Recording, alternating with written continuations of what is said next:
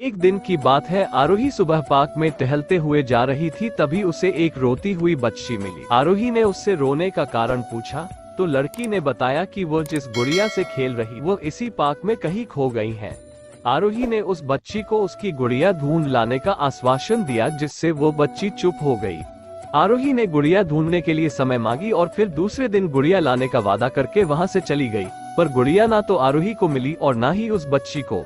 आरोही ने गुड़िया की तरफ से एक काल्पनिक पत्र उस बच्ची को लिखी और जब वो बच्ची पार्क में गुड़िया पाने की आशा में आई तो आरोही ने वो पत्र उस बच्ची को पढ़कर सुनाया।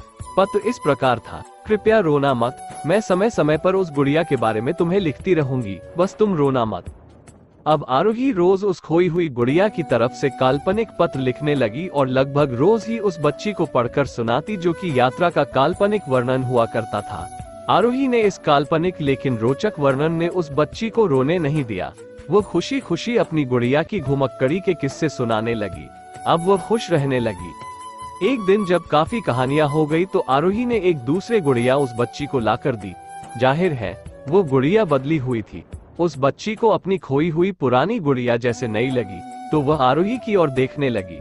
आरोही अनजान बनते हुए गुड़िया में चिपकी एक चिट को निकालकर पढ़ने लगी।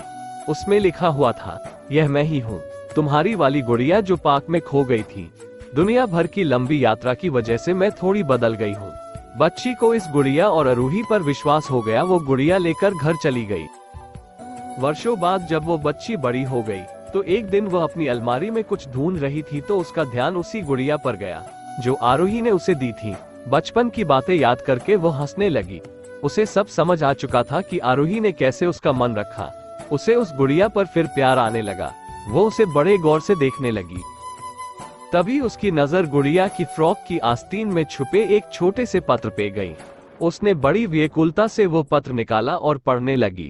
पत्र में संक्षेप में ये लिखा हुआ था: हर वो चीज जिससे तुम प्यार करती हो कभी न कभी तुमसे खो जाएगी और जो तुम्हारे पास होगी वही तुम्हारे लिए सच्चे रूप में बनी होंगी। रूप भले ही भिन्न होगा पर प्यार एकदम खालिस होगा।